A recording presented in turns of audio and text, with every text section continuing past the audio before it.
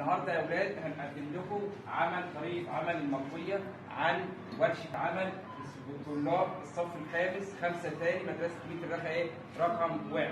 النهارده هنعمل عن مطويه عن التغيرات المناخيه في مصر. الموضوع ده شاغل الراي العام وهتسمعوا عنه كتير جدا في المؤتمرات. مصر هتستضيف مؤتمر قمه المناخ 2022 بقياده الرئيس عبد الفتاح السيسي.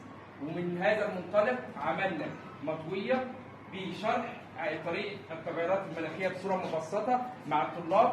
كل واحد جاب الادوات المستخدمه معاه، المقص والالواح والالوان، ولعب ادوار، وقائد المجموعه احضر الصور، وكله عمل كفريق عمل. بنعمل بقى؟ فكره المطويه عباره زي مجله كده، تفتحها كده تعرف هي التغيرات المناخيه معناها ايه.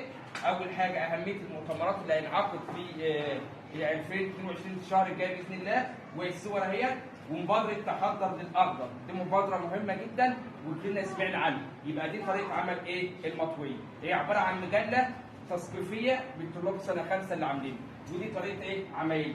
تمام؟ ودي الادوات اللي استخدموها يا جماعه عشان نبقى نعمل اي محور نطلبه يبقى في ادوات مستخدمه معلش التغيرات المناخيه في مصر.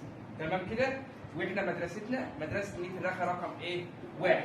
يبقى طريقه الخلاصه طريقه عمل المطويه بتبقى عباره عن ورشه عمل مع مجموعه طلاب، مجموعه مثلا فرسان التاريخ، ما احنا مقسمين مجموعه بيختاروا الادوات المستخدمه بقص والالوان ولوح كرتوني، ونعرف هي ورشه العمل دي.